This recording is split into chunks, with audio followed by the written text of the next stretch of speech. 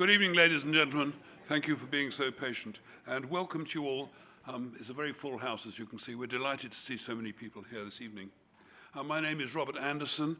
I'm president of the Science History Institute. In case this is your first visit and you're unfamiliar with the Science History Institute, I'll just say a few words about what it is. In short, we create and we share knowledge. We have very large collections here, and people come and use them and write histories, and indeed we have a big educational program as well. We hold and build our collections to engage the public and scholarly audience about the role of science and technology in society. And we desire to increase public understanding of how science and technology shape the world, from the mundane, such as one might say, the proliferation of consumer goods, which we're all interested in, of course, to the life-altering life-altering mechanisms.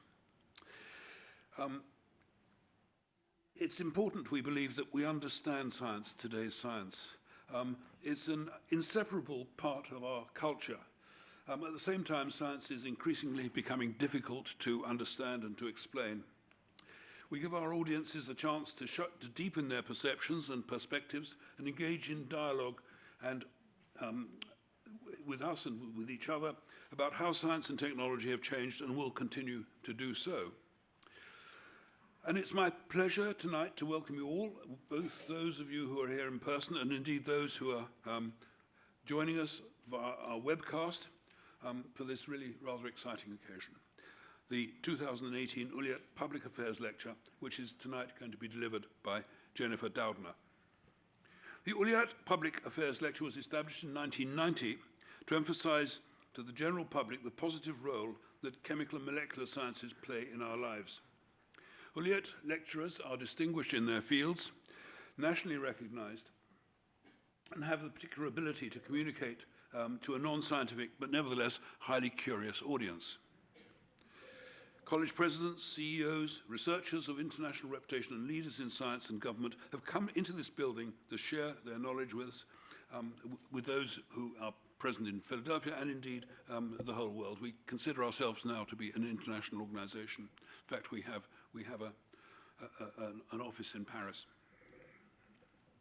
The program is due to the vision of Glenn and Barbara Ullyot, for whom the lecture, as well as this lecture hall in which you're sitting tonight, is named.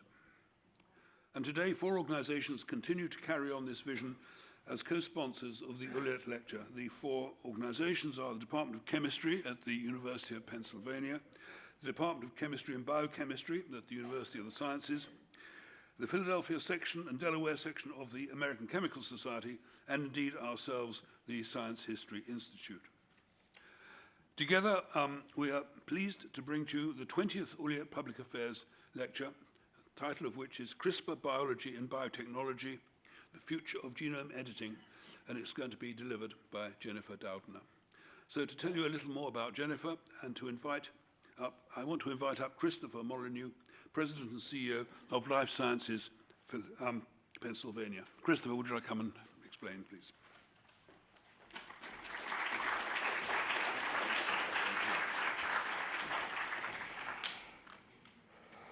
Thank you, Robert. It's an honor and a privilege to be here.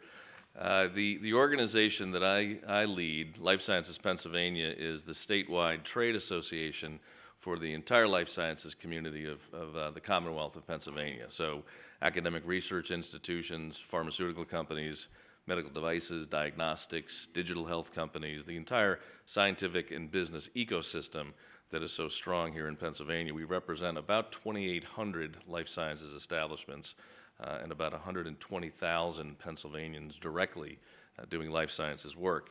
And it's a privilege, not only because of the men and women that we get to work with and represent, but also because we sit at a unique vantage point as a trade association. We get to see these emerging technologies. We get to see breakthrough therapies and treatments, breakthrough medical devices, and technologies that are truly remaking the world and transforming human health care. It is a rare technology that really remakes the world, but CRISPR-Cas9 gene therapy and gene editing technology is one of them. It's only been around a few years, but it's already it's causing a revolution in how we think about treating and curing disease. Researchers have reversed mutations that cause blindness, stopped cancer cells from multiplying, and made cells impervious to the virus that causes AIDS. Strains of wheat are now invulnerable to killer fungi like powdery mildew, and such success suggests an engineered opportunity for staple crops that could feed ballooning populations around the world. Bioengineers have also used CRISPR to alter the DNA of yeast so that it consumes plant matter and excretes ethanol, potentially offering another alternative fuel. It's quick, it's precise, it's inexpensive, and it's so simple that high school students are using it. I know we have high school students in the audience. That was an applause line for the high school students, by the way. And so we truly are on the cutting edge of a revolution, and it's a revolution brought to us by Dr. Doudna, by Dr. Jennifer Doudna, who is our speaker here this evening. So Dr. Doudna is a professor in the Department of Chemistry and Chemical Engineering and the Department of Molecular and Cell Biology at the University of California, Berkeley, and has been an investigator with the Howard Hughes Medical Institute since 1997. Since 2018, she has held the position of senior investigator at the Gladstone Institutes, as well as that of professor at the University of California in San Francisco. Dr. Doudna first made her name uncovering the basic structure and function of the first ribozyme, a type of catalytic RNA that helps catalyze chemical reactions. This work helped lay the foundation for her later work helping to pioneer CRISPR-Cas9. In 2012, Dr. Doudna and Emmanuel Charpentier were the first to propose that CRISPR-Cas9 could be used for programmable editing of genomes, which is now considered one of the most significant discoveries in the history of biology.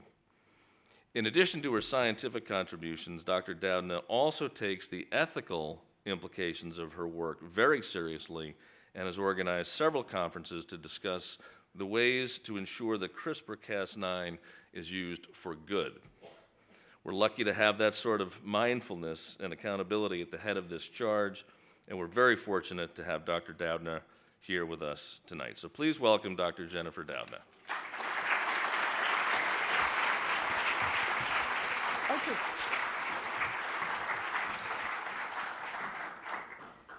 Good evening, everyone. It's a real pleasure to be here. Thank you for that very kind introduction. And I'd like to start by thanking Robert and the members of the committee that selected me to come and visit with you. It's been a great day here for me learning about the Institute and a little more broadly about what's happening in science and technology here in Philadelphia. It's very, very impressive, and clearly I need to come back and spend more time.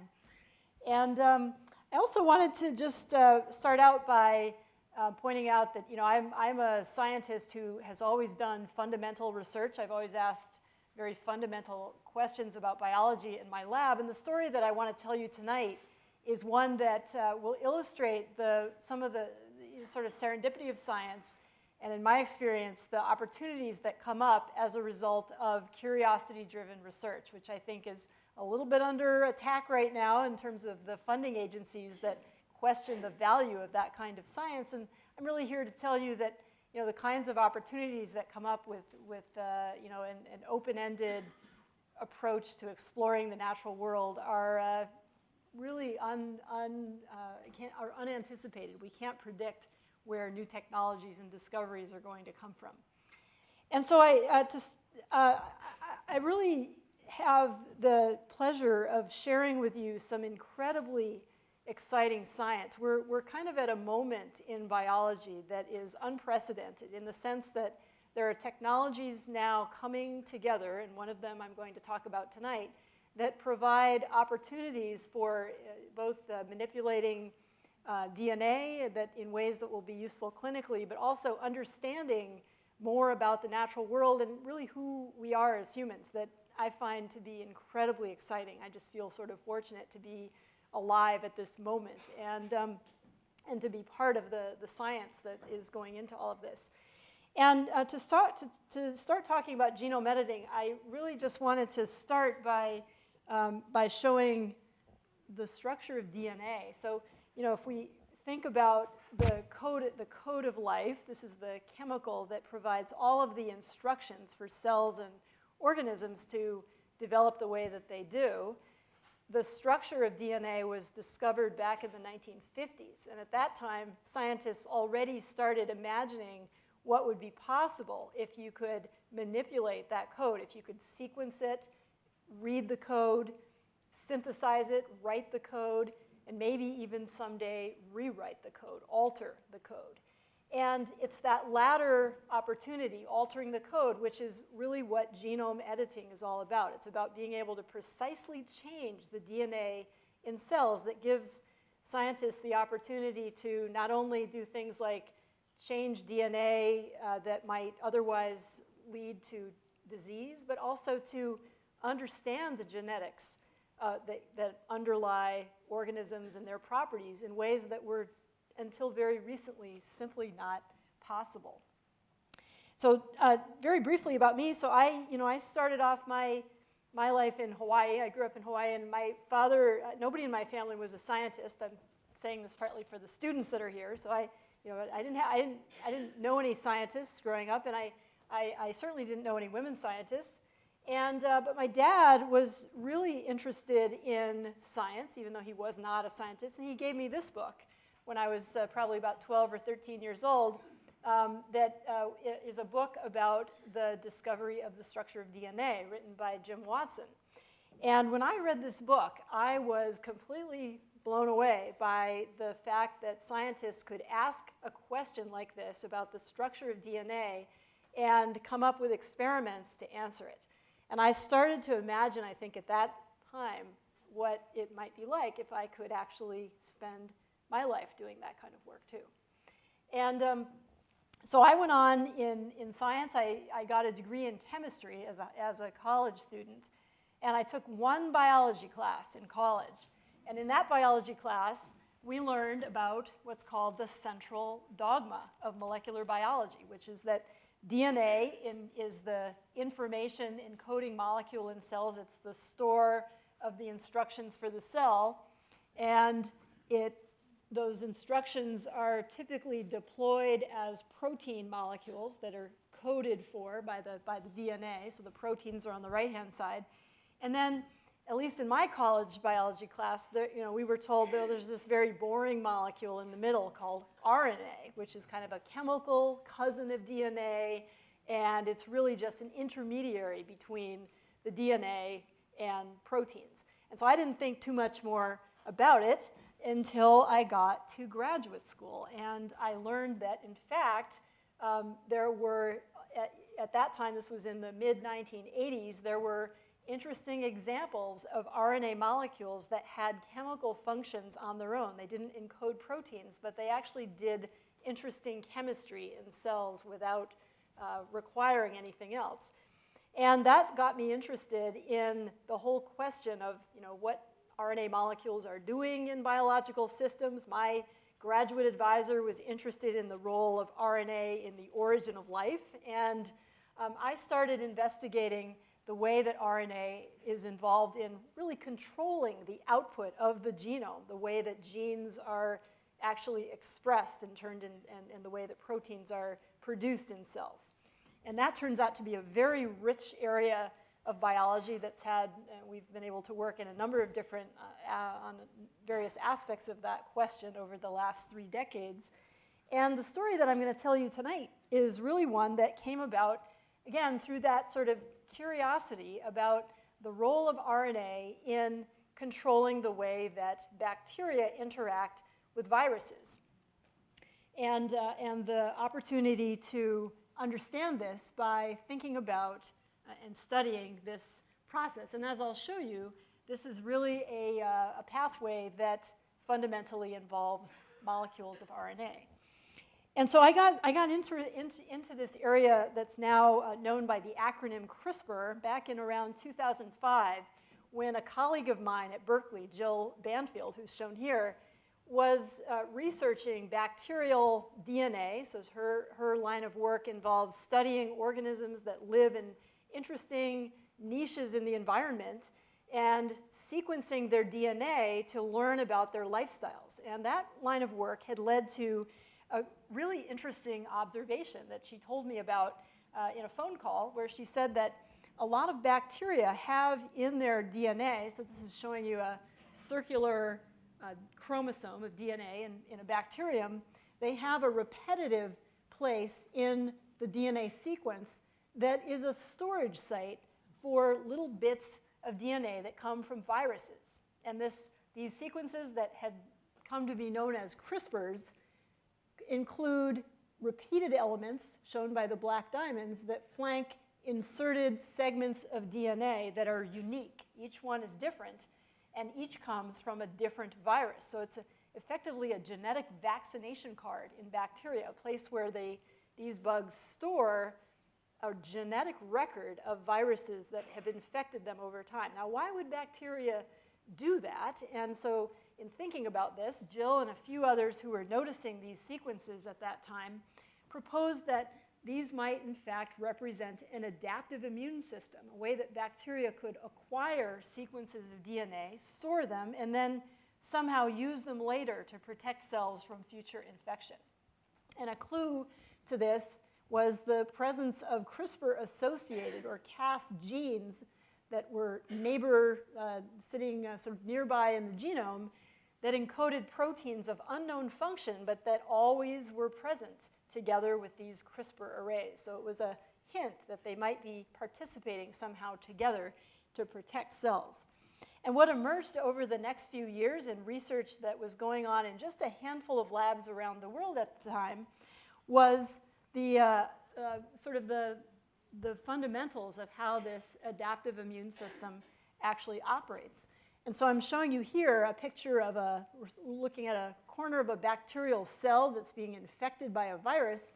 And if the cell has a CRISPR system sitting in the genome, it can detect this DNA that gets injected when the virus infects and store a little piece of it in this CRISPR sequence, in the CRISPR locus.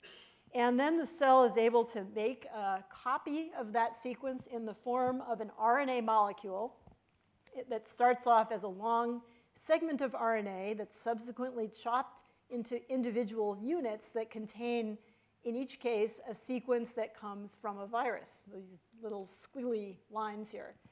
And those RNAs then combine with proteins encoded by the Cas genes to form surveillance complexes. And these are literally proteins that are programmed with these RNA molecules to find sequences of nucleic acid, typically DNA, but some of these recognize RNA, that have a matching set of letters in the DNA or RNA. When that match occurs, these Cas proteins are recruited to that molecule, and they lead to its degradation.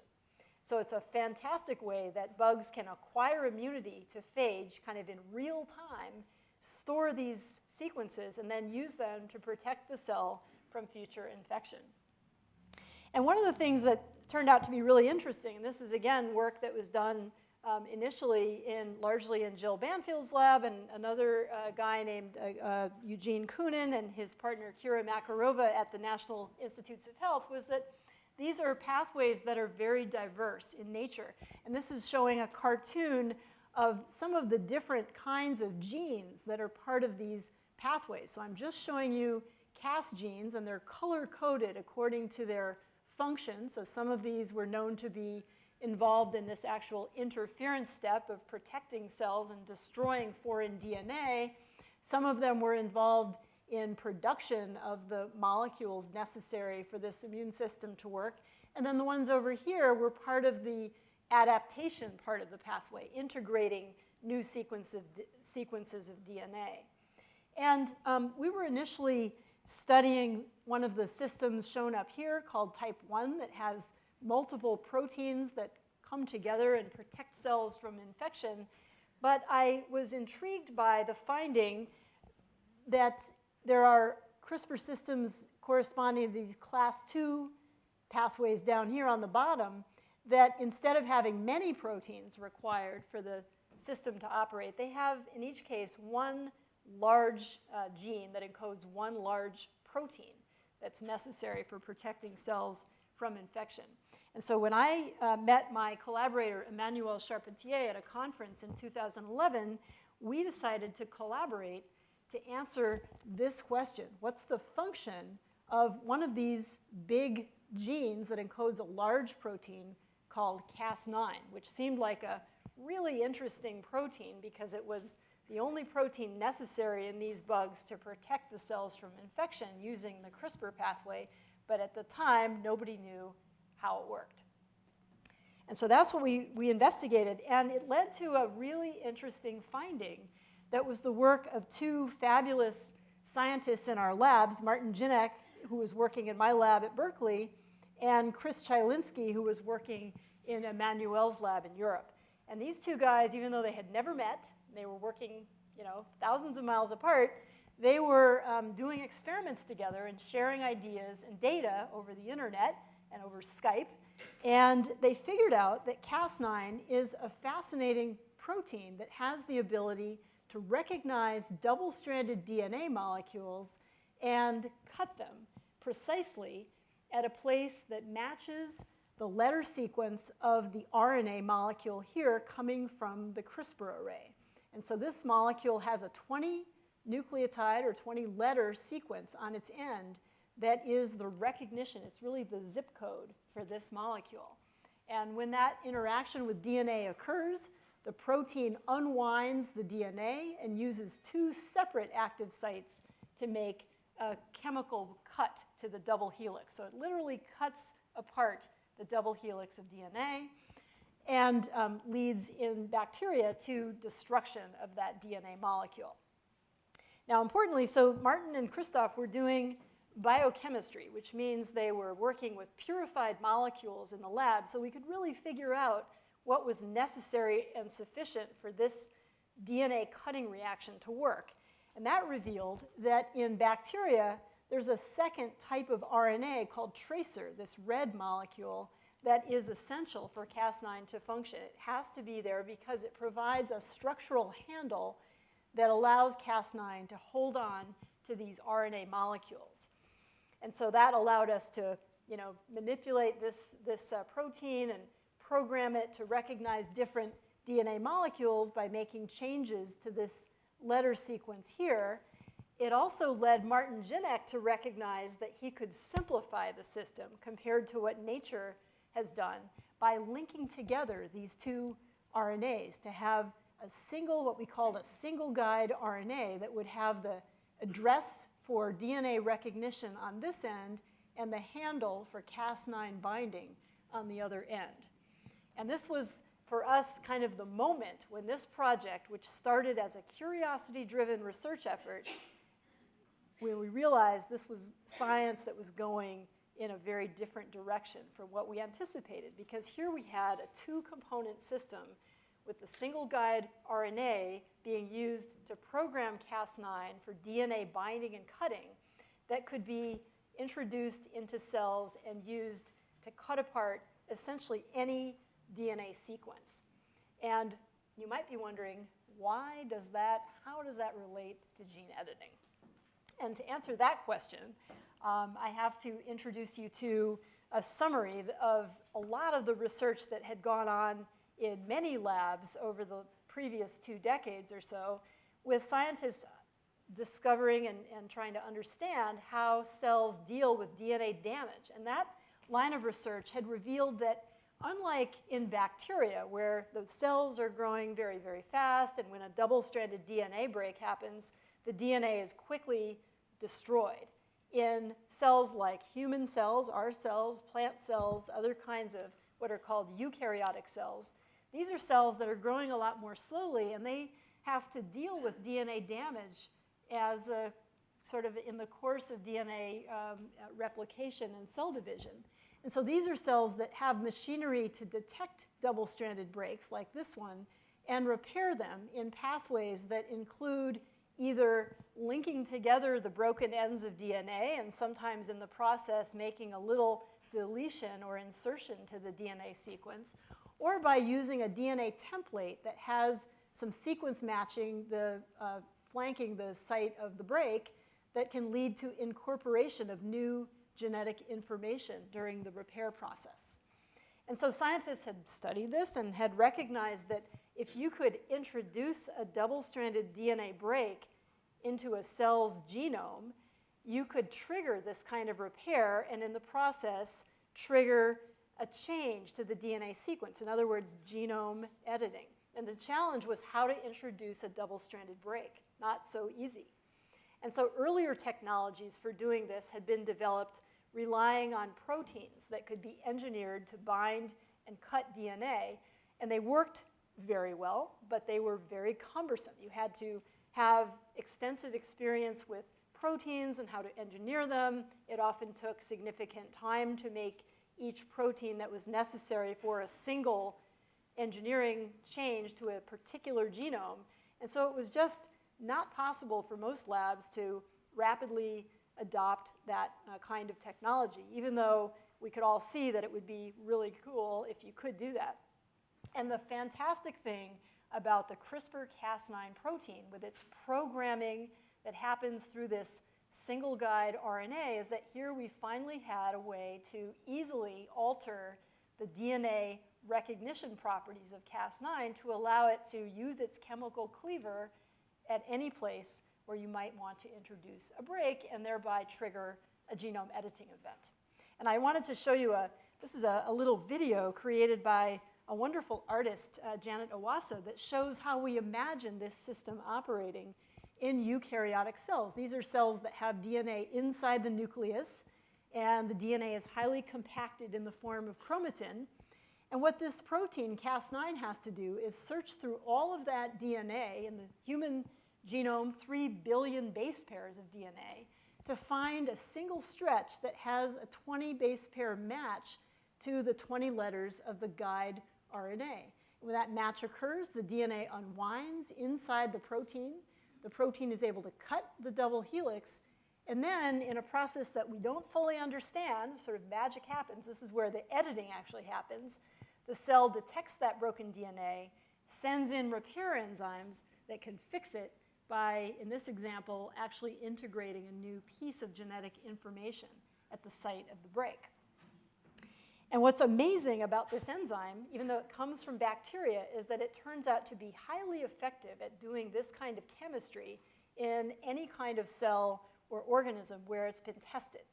And so in the 6 years since Emmanuel Charpentier and I published our research in the summer of 2012, this CRISPR-Cas9 technology has been widely adopted by labs around the world for all sorts of genome editing applications and fundamental research.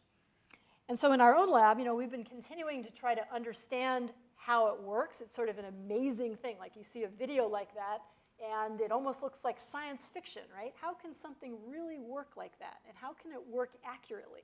And how can it work quickly? And how can it deal with really highly compacted DNA and all of those kinds of questions? So we, as biochemists and structural biologists in my lab, these are the kinds of questions that we like to dive into. And so we've been investigating this question of how Cas9 works, and I'm just going to share a couple of the insights that we've had with you.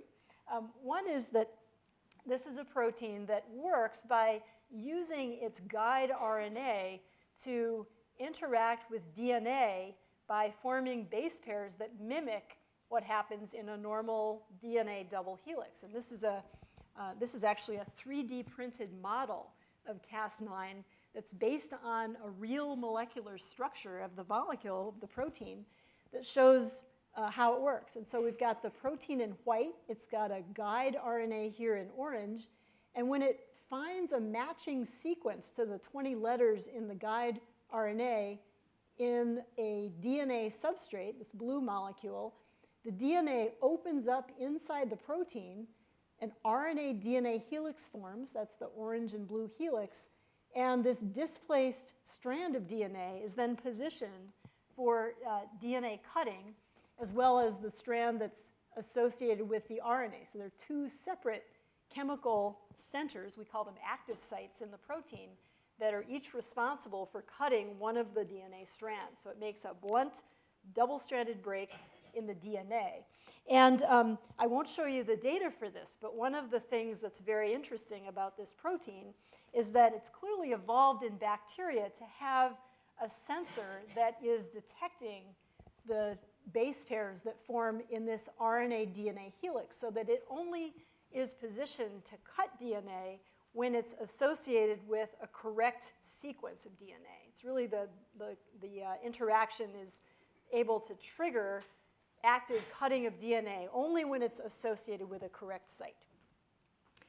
And so one of the curiosities about this protein is you notice here that the fundamental to the way it works is that it has to melt apart the DNA strands at the place where recognition and cutting is happening. And we know that that's essential for its function as a DNA cleaver. And yet it doesn't have an external energy source.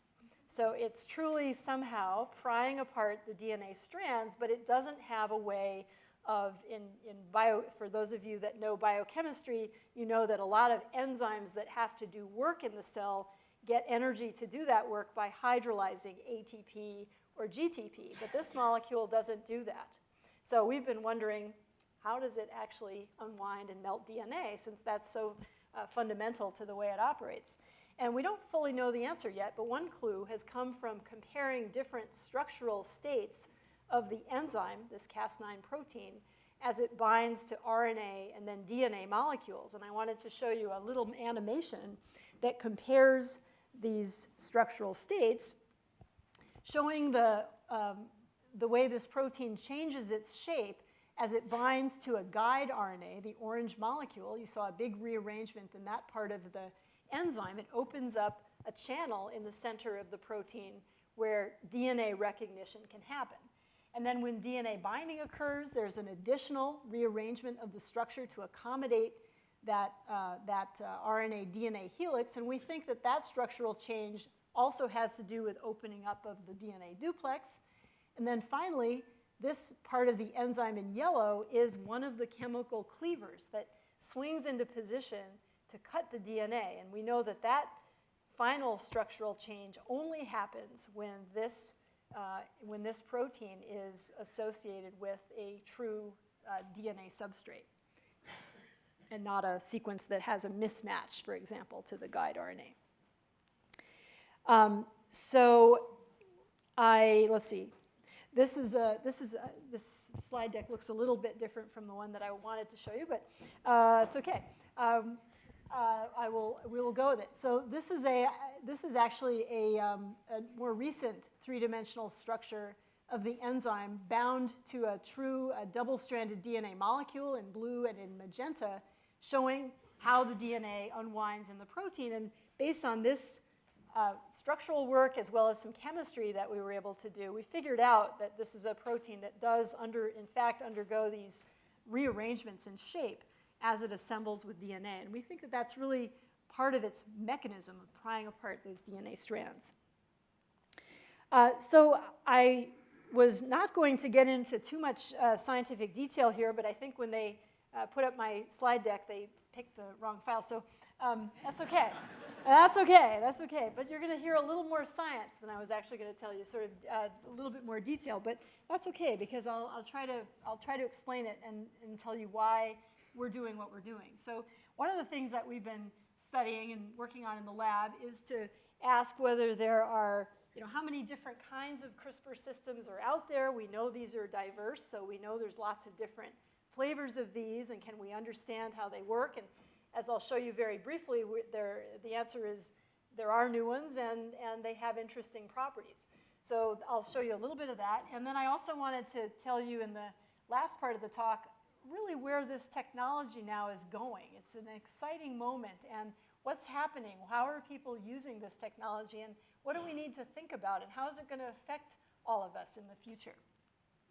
So in terms of thinking and discovering new CRISPR-Cas systems, I've been working with Jill Banfield's lab, so she was the person who first told me about CRISPR systems back in 2005. So she continues to investigate organisms that grow in the environment, and that research has led to appreciating the incredibly interesting diversity of these pathways. It turns out that because bacteria and their viruses are evolving very quickly, there's been lots of variations on this theme of RNA-guided protection of the genome. And one of the things we found recently is that there are two proteins called Cas-X and Cas-Y that are also RNA-guided enzymes that operate by cutting DNA, as I showed you for Cas9, but they're interesting to us because they don't look anything like Cas9. They're completely different. And they're also a lot smaller in terms of the actual size of these proteins. And that could have interesting implications for the way that ultimately we might be able to introduce these into cells for genome editing applications. So I'll tell you just a very little bit about Cas-X, and this is actually really new research. It's not even published yet.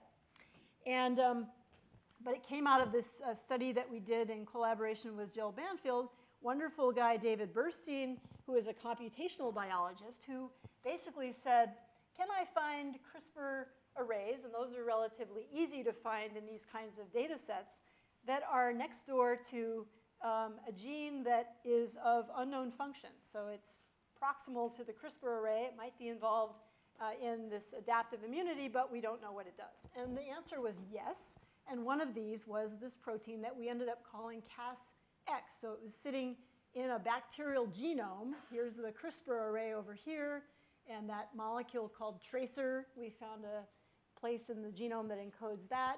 These are three genes that are involved in the adaptive step of the pathway, integrating new DNA sequences into the array. And then there was this Cas-X that had an unknown function. So it was a hypothesis that this might be a maybe RNA-guided protein. And that turned out to be true. So in recent experiments, we've been able to look at molecular structures of Cas-X, and it turns out to be a very interesting making a very interesting partnership with RNA. And this molecule, what you can maybe see here is the protein is sitting here at the top, and all of this other stuff, all of these helices here and here, this is all of the RNA that's part of the system. So it has a much bigger component of RNA than we saw for Cas9, and it seems to be essential for its function.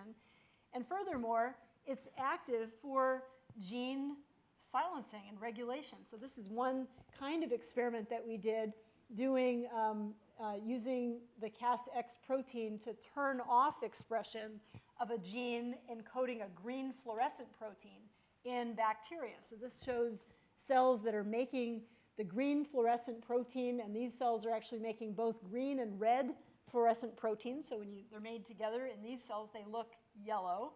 And when we use Cas-X programmed with a guide RNA that recognizes that green fluorescent protein gene, we turn off just that gene. So the cells keep growing and they keep making the red fluorescent protein, but now they don't make the green one anymore, and you can see that that's been turned off.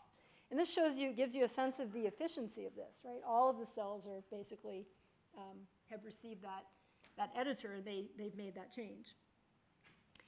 So in terms of thinking about how do we think about then taking Cas-X or of course Cas9 and these other related RNA-guided proteins and using them for various applications, including for therapeutics. And I think there really are three big challenges to this that are still very much under active development. One is delivery, how we introduce these molecules into cells or tissues, or how eventually we could actually put them into a person if we wanted to use this therapeutically. How we control the outcome of editing. So you saw that what these RNA-guided proteins do is they're the cleaver, right? They make the cut, but the cell has to take over and make the actual edit. And so scientists are very actively working on how to control that repair process. And then finally, as I'll mention at the end, there are some, I think, very interesting and important ethical and societal implications for certain uses of gene editing that we need to really grapple with right now. So this is a slide that just illustrates some of the many, many organisms and cell types that have been edited now using CRISPR-Cas9, and that's still the primary molecule that's being used for these experiments. And if you look at this briefly, you'll see that we have mushrooms, we have flies, we have all kinds of cells, various kinds of plants, pets, all kinds of organisms. So it's truly a democratizing technology. It works across all of biology, and it enables incredible opportunities for both research and applications. And so what are some of those applications? And I wanted to just highlight for you a few examples of things that I think are really interesting that are happening right now with genome editing and that are going to lead to interesting things in the near future. And these are some of the categories, right? So there's fundamental research, but there's also uses in healthcare, therapeutics, agriculture, and diagnostics.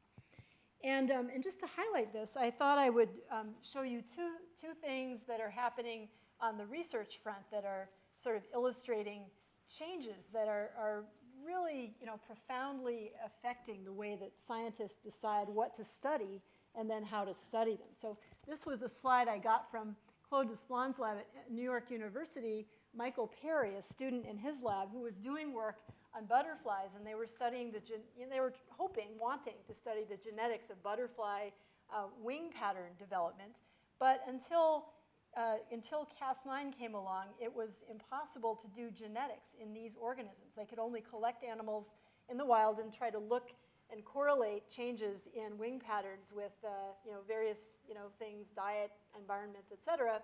But with Cas9, they're actually able to control the genes that lead to these wing pattern developments. And they've been able to dissect these patterns now beautifully. And this illustrates what's happening in lots of other fields too, where now organisms that previously were not genetically tractable can be altered and studied at the level of their genes.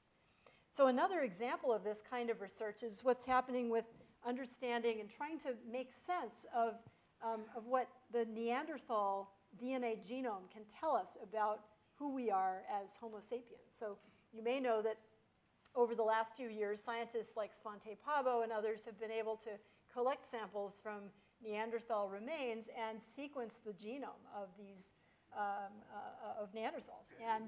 And then the question is, so we've got the sequence, what does it mean? And how do we understand or try to answer questions that are still mysterious, like why did Neanderthals go extinct? And how and why were they different from modern humans?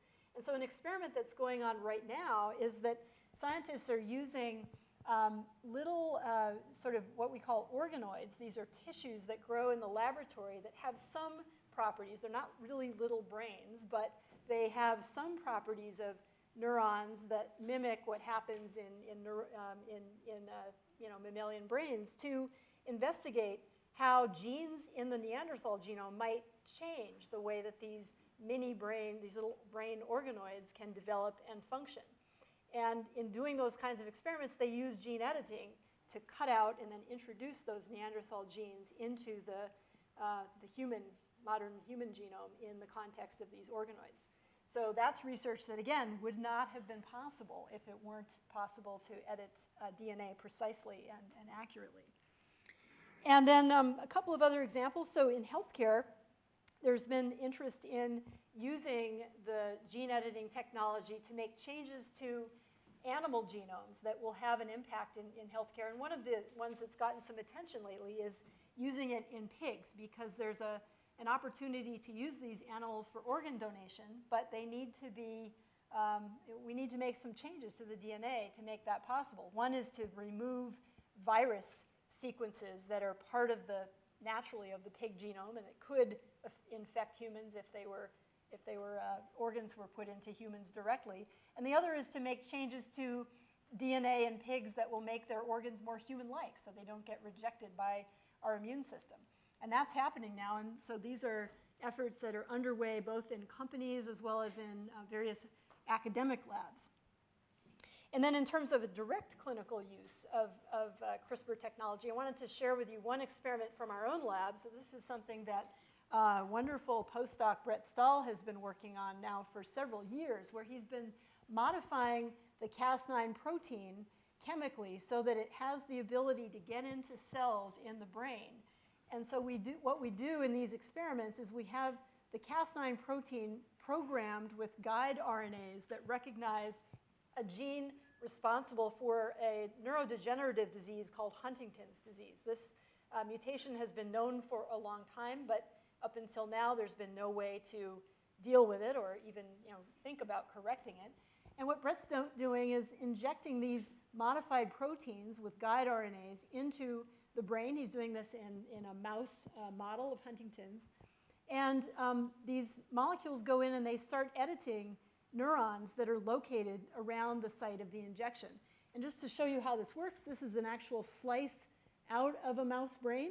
This mouse has received injections on both sides, and you can see that a large number of cells become edited after these injections occur. And we can tell because we're using a mouse that's been engineered so that the cells turn red when they receive a precise edit.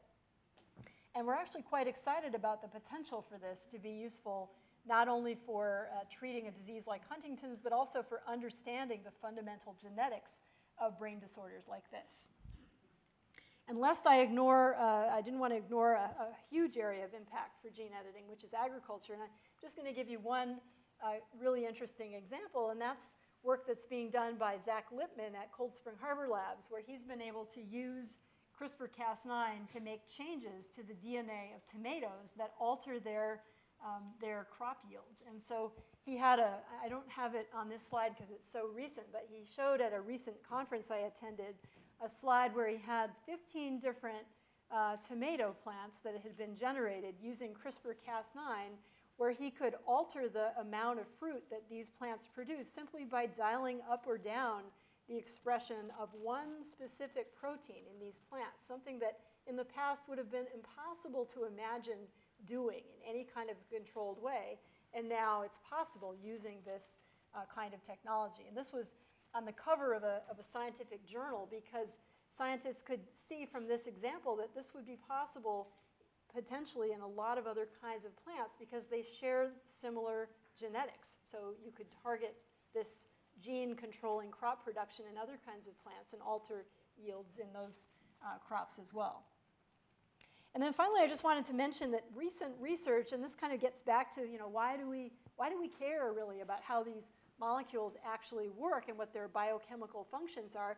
And I think that, we really care because we, at least if you're me, you actually want to understand the fundamental biology and how these evolved and understand how they fit into the whole sort of, bacterial milieu and what they're doing in their natural settings. But once we understand their functions, we can also think more rationally about how to harness their functions for technology. And this is a great example where research by Janice Chen and Lucas Harrington in my lab showed that another RNA-guided protein related to Cas9, but called Cas12, is an enzyme that has the ability to not only recognize and cut double-stranded DNA, but once it finds its target, it turns on a non-specific DNA activity that cuts up single-stranded molecules, not in a sort of a non-sequence specific fashion. And if you include in a reaction a short strand of DNA that has a fluorescent molecule bound to it, once it's cut, this little molecule of DNA releases this fluorescent dye and it becomes visible. And so using this as a strategy for DNA detection is exciting because it allows, it in principle allows real-time interrogation of a sample to find out if it has a particular DNA sequence present in that material. So you could imagine having a doctor's office kind of kit where somebody could spit in a tube and use this as a way of detecting whether they have an infection, for example, by looking for the presence of virus DNA.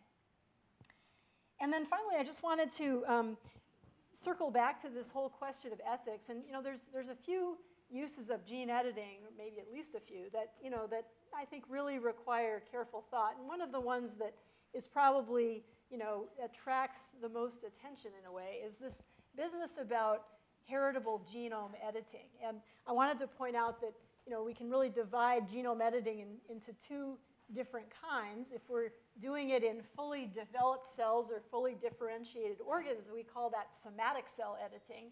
But if we're doing it in cells that can propagate into an entire organism, then we call that germline editing. And the thing about germline editing is that it's heritable, so it affects the entire organism and all of its future progeny, right, future generations. And so this type of use of CRISPR-Cas9 started very early in the field, so people using this in animals and plants. But what about humans? And people have, of course, been, thinking about this and in fact, actually doing this kind of genome editing. So far, not for clinical use, but certainly in research laboratories. And the idea here is that we can have a fertilized egg. This is actually a mouse egg, not human, but this is a mouse egg, fertilized egg that has we have a needle coming in and injecting the CRISPR-Cas9 molecules into this egg where editing occurs, and then those resulting genetic changes are passed on to the cells of this entire developed mouse when it grows up and can be passed on to its progeny. And, so people have been thinking about this and starting to investigate how this might work in humans. And I think it's been incredibly important to also think about, how do we regulate that? How do we make sure that we have responsible use of this kind of technology? And it's definitely not an easy question to answer. And thinking about global regulation is certainly a big challenge. But I think it's critical to be addressing this right now, because we know that the day is coming at some point in the future when people will use this clinically. And then, of course, that opens the door to all of the things that you might at least imagine doing if you could make changes to the DNA of kids. And this was actually a picture on the cover of The Economist from a couple of years ago. I don't know if any of you saw this, under the banner "Editing Humanity," and it's actually a great article. It really talked about, this was the first sort of mainstream article that really talked about this application of genome editing and what it might mean. And then since then, there have been lots and lots of articles about this.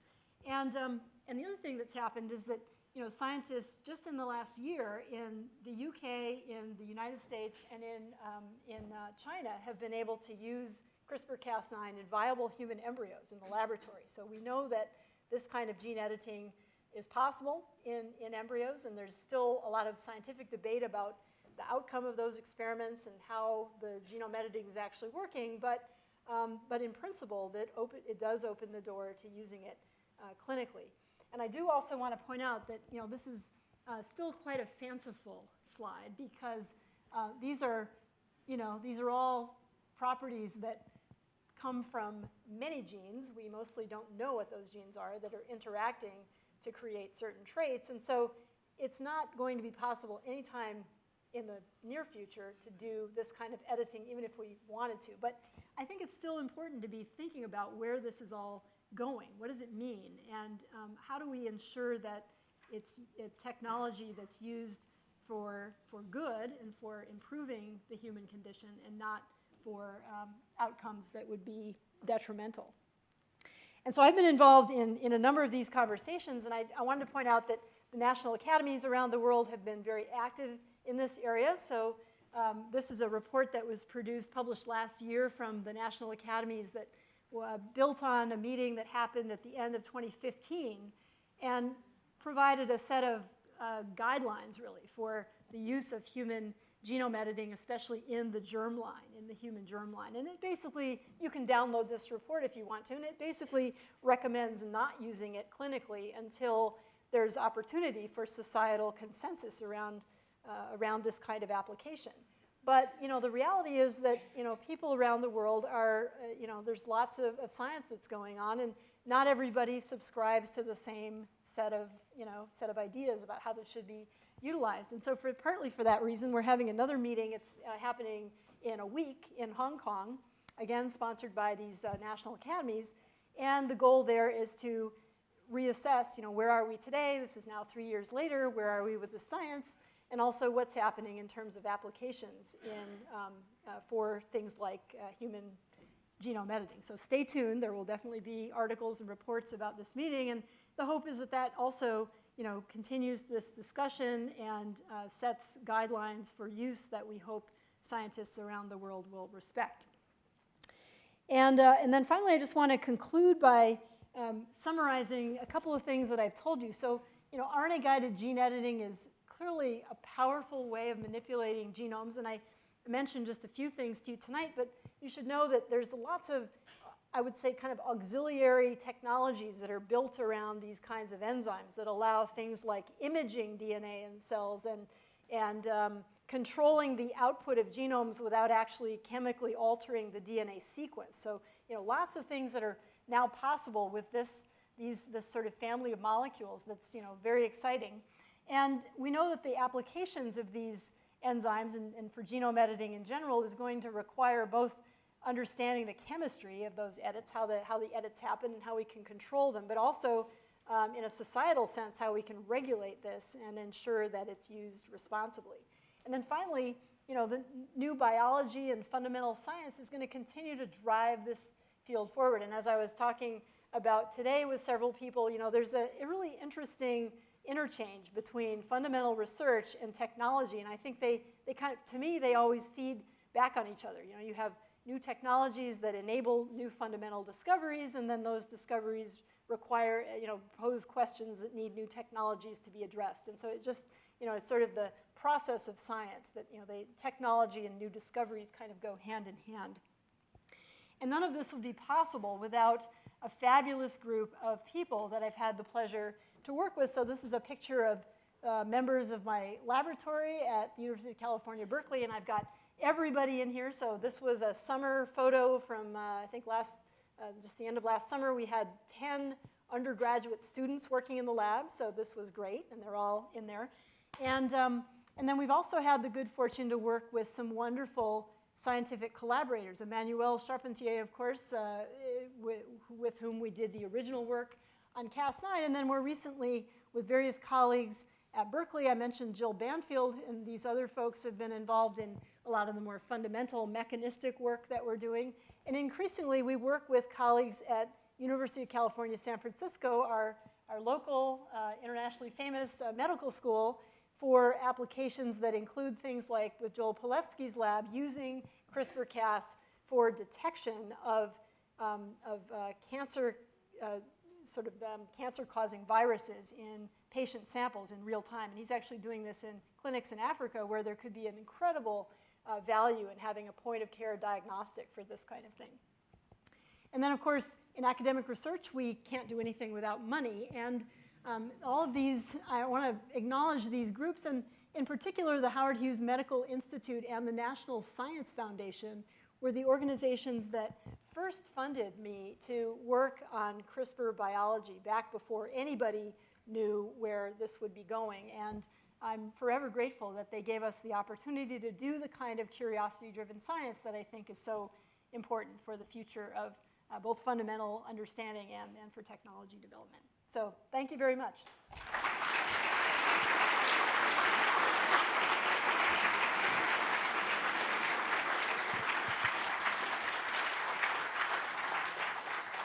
Thank you very much indeed, Dr. Doudna, for a really rather remarkable survey of the work you've been doing.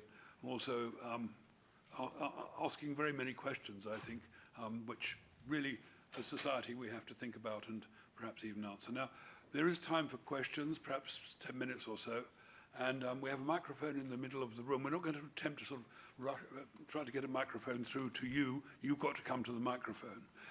So, I don't know, the mountain is coming to Mohammed or the other way around. I'm never quite sure which way.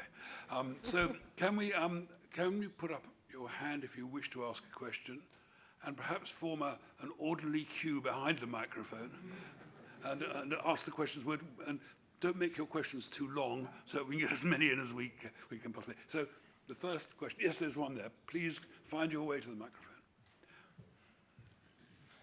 Thank you. Could you describe the moment when you recognized the potential implication for the technology? What were you thinking?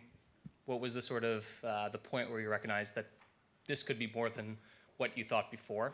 And if in 150 years, what do you think is the most pertinent or important question that you think the technology can answer?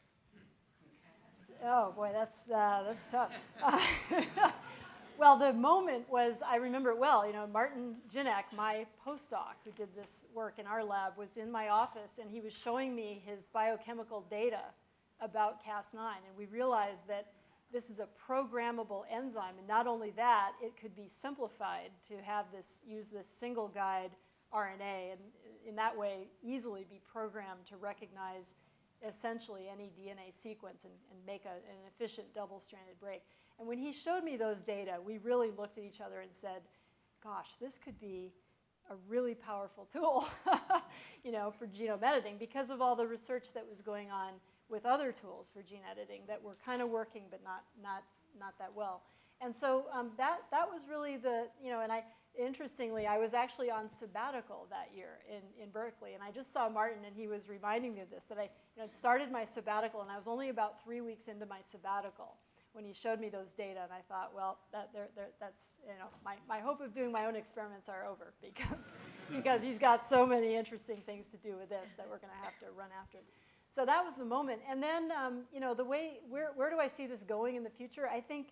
I can't honestly even predict where we're going to be in 5 years, much less 150. But if I had to guess, I think that we're going to see genome editing, and this won't be the last technology for it either. But there will be, I think, continued developments around this, and it's going to become routine, I think, to manipulate genomes in various ways. And where today it's a little bit, it's quite easy to knock out a gene. It's not so easy to knock in a gene. I think that will become trivial in the future.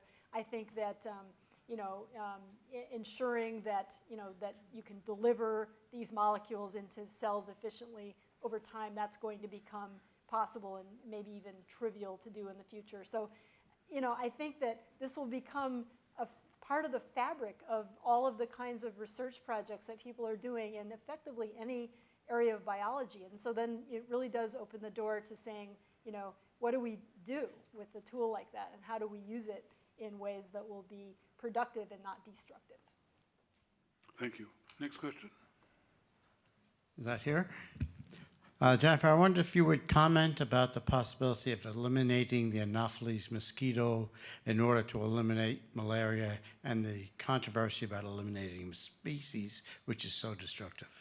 Right, so thanks for bringing that up, because this is an application of gene editing that I did not mention, but is also very much under active development and has a real potential environmental and ethical impact, and that is using it in the context of gene drives, where you can use gene editing to introduce a genetic change into a whole population of organisms very quickly. And so there's been lots of interest in using it to control mosquito-borne disease, and you can imagine at least two, probably many more, but two ways of using it. One would be, as you said, to actually destroy the species and create sterile mosquitoes that can't propagate. But you could also use it to, not to do that, but just to create mosquitoes that can't pass on the pathogen. And so I think that's the application, that's the mode of using it that people are pursuing now that I'm mostly aware of. The idea there is not that anyone likes mosquitoes, but we're appreciative that there's a whole ecosystem that depends on these insects as a food supply. And so you don't want to have an inadvertent outcome. And believe me, coming from Hawaii, I'm familiar with unintended consequences of even the best intentions of manipulating the environment. So I think it's really important to pay attention to that. Thank you. No, there's a lady behind you, and then next. Thank you. Thank you for your work and a great talk. I think we're starting to understand that there's pre-existing antibodies in human populations, which will probably be a barrier for translating these Cas9 into clinical trials. And I was wondering if you could just comment on that, and then what you're excited about, kind of how we can overcome our own immune system.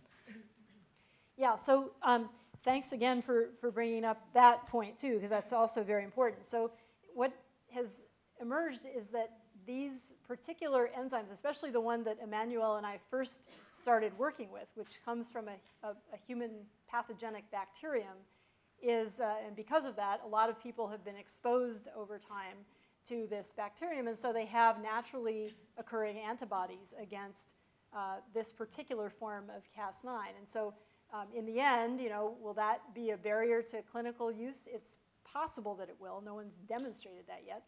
But what I think is important to appreciate is that there's lots of natural variants of Cas9 that exist in bacteria that are not infectious to people. So we would have probably no antibodies to those types of Cas9 proteins. And also there's a very active effort among lots of bioengineering labs to engineer new versions of this enzyme that are not immunogenic in humans. So I don't really see that as a long-term barrier, but I think what's important to appreciate is that this is something that has to be anticipated and we have to plan for it. Yes.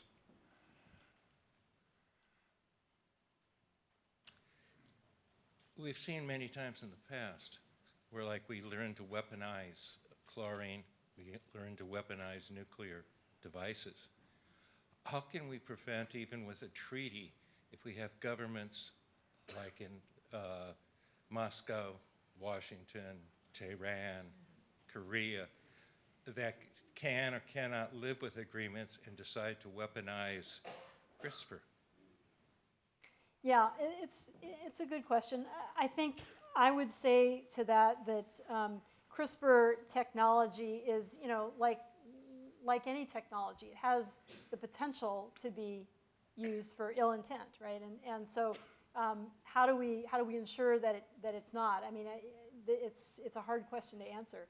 I think that personally, I think there are easier ways to create bioweapons if people wanted to do that than using gene editing right now. So not that should give us comfort, I suppose, but but it's just I think we need to just keep it in perspective that there's nothing special about CRISPR technology that makes it more weaponizable than other things. And the other thing is that I think it's really important to be openly discussing this and having these kinds of conversations, because part of what will happen, I think, is that as people become more aware of this technology and what it's doing, they will, I hope, at least some of them, get involved in this conversation, get involved with government regulators, and create we hope sort of at least a consensus around the way that these technologies will be used in the future. But there's no guarantees. Thank you very much indeed.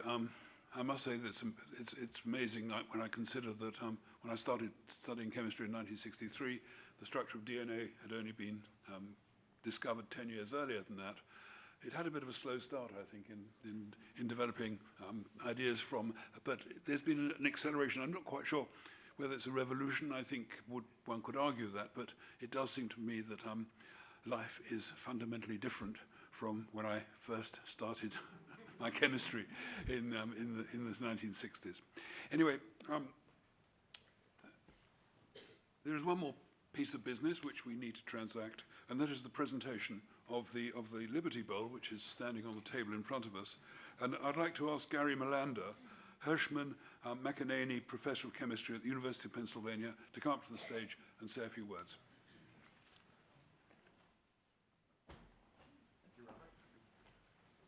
So Jennifer, thanks for a fantastic seminar. And there's this tremendous tradition of presenting a handmade porcelain bowl to the Ullyot Lecture every year. In all previous years, there has been the Philadelphia Bowl presented, and Jennifer will be the first recipient of the Liberty Bowl.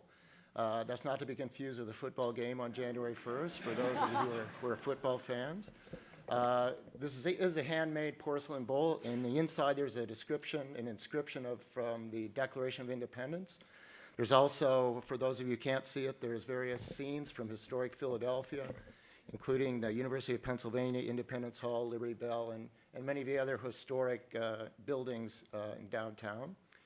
And you can't imagine how many times in the last few days I've heard the phrase, "Don't drop the bowl." So without dropping the bowl, I'm going to present this to Jennifer.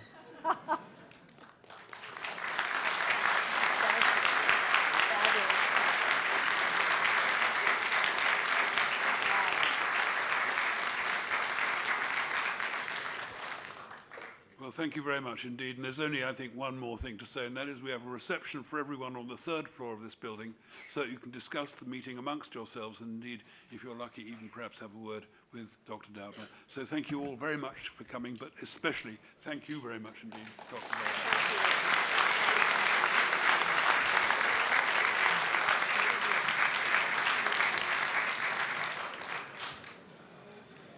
Well, I was a little more technical than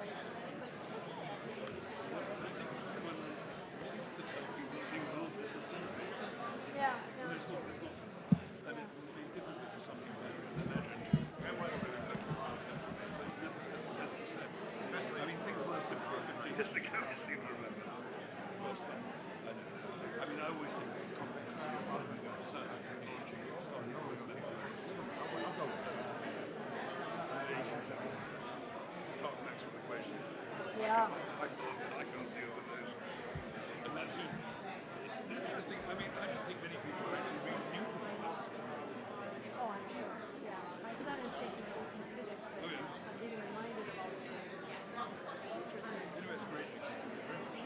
And we're going to have a picture of it. Oh, yeah. Okay. Sure. Much deserved drink. Congratulations. Hi. Thank you very much. I'm a lowly photographer. If I could bother you just for a moment. Of course. What I'd like to do is, if we could all slide to the right here. Okay.